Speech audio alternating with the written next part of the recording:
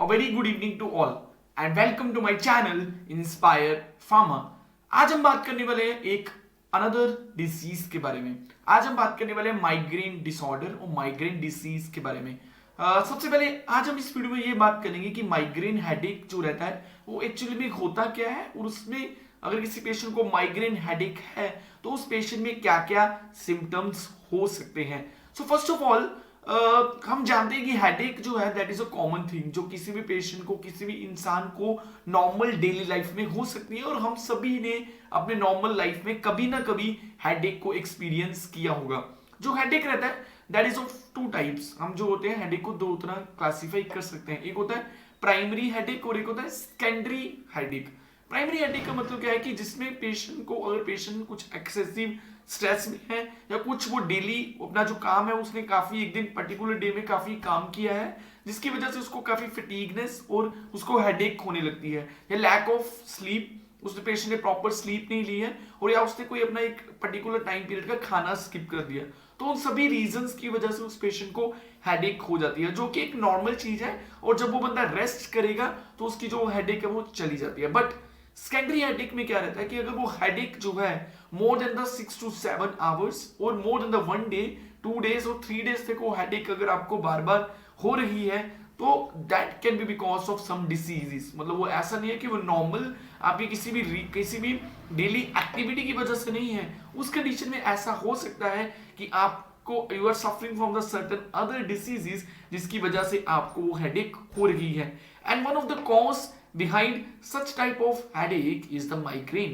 So that is a migraine kind of a disorder जिसमें patient को consistent headache रहता है for the 2 to 3 days और sometimes कुछ पेशेंट्स को इससे ज्यादा भी होती है पेन, इससे ज्यादा डेज में भी पेन रहती है। अब माइग्रेन में जो हेडेक रहता है वो ऐसा भी हो सकता है कि आपके वन साइड पे हो, it can be on the left side, it can be on the right side और it can be on the both sides also.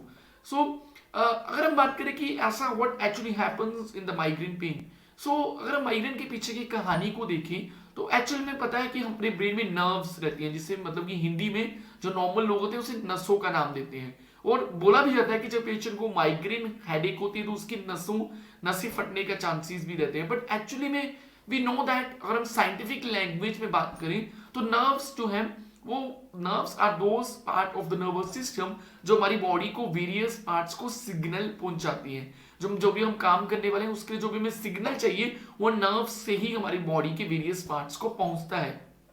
But migraine में क्या होता है कि whenever we are the migraine kind of headache then in that case हमारे जो brain में कुछ न्यूरोट्रांसमीटर होते हैं जो हमारी पूरी बॉडी में इंफॉर्मेशन लेके जाते हैं। But in the migraine headache वो न्यूरोट्रांसमीटर का लेवल बढ़ जाता है जिसकी वजह से वो नर्व्स को डायलेट कर देते हैं। डायलेट मतलब उनका एरिया को बढ़ा देते हैं जिसकी वजह से ब्रेन में ब्लड फ्लो जो होता है वो फास्ट हो जाता है। So it is a neurovascular disorder जिसमें पेशेंट की नर्व्स में एक्सेसिव ब्लड फ्लो होने लगता है और जिसकी वजह से पेशेंट को हेडेक इशू रहते हैं। This is actually the migraine headache, excessive level or excessive increase in the level of neurotransmitter which leads to the dilation of the blood vessels and which ultimately lead to the headache inside the patient.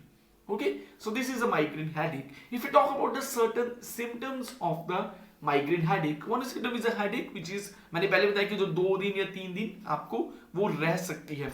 इसके अलावा patient is insensitivity to the light जिसको हम medical language में photophobia का नाम देते हैं। मतलब एक पेशेंट रहता है कि उसको लाइट बिल्कुल भी पसंद नहीं रहती है, अगर कोई लाइट चल रहा है तो वो काफी इरिटेट और फ्रस्ट्रेट हो जाता है।